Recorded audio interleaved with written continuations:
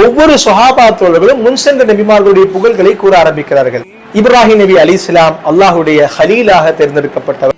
ஆதம் நபி அலைஹிஸ்ஸலாம் அல்லாஹுடைய பிரதிநிதியாக தேர்ந்தெடுக்கப்பட்டவர். அல்லாஹு நேரடியாக உரையாற்றியவர் மூசா நபி அலைஹிஸ்ஸலாம். ஈசா நபி அலைஹிஸ்ஸலாம் அல்லாஹுடைய வசனமாகவும் ரூஹாகவும் இருக்கிறார். இவ்வாறு ஒவ்வொரு நபிமார்களுடைய புகழ்களை கூறிக்கொண்டிருக்கும் வேளையிலே அந்த அவையிற்கு வருகை தந்தார்கள் நபிகள் நாயகம் ஸல்லல்லாஹு அலைஹி வஸல்லம் அவர்கள். இவர்கள் கூறினார்கள், நீங்கள் ஒவ்வொரு நபிமார்களை பற்றி கூறியதும் உண்மையானதே. அலா வ அன ஹபீபுல்லாஹி வலா ஃபக்ர். அறிந்து கொள்ளுங்கள், நான் அல்லாஹுடைய ஹபீபாக இருக்கிறேன். நாளை மறுமை நாளில் லிவாஹுல் ஹம்த் என்று சொல்லக்கூடிய கொடியை நான் தான் சுமப்பேன். முதலாவதாக மக்களுக்காக பரிந்துரை நடத்தக்கூடியவனும் பரிந்துரை ஏற்றுக்கொள்ளப்படக்கூடியவனும் நானாகவே இருக்கிறேன். சுவனத்தை திறக்கும் முதல் நபராக நான் இருக்கிறேன். என்னுடன் புகராக்களான முஃமின்களும் நுழைவார்கள். முன் சென்றவர்களிலும் பின் வரக்கூடியவர்களிலும் நானே மிக கண்ணியமானவனாகவும் இருக்கிறேன். வலா ஃபஹ்ர, நான் இதை பெருமைக்காக கூறவில்லை என்று சொன்னார்கள் ஸல்லல்லாஹு அலைஹி வஸல்லம்.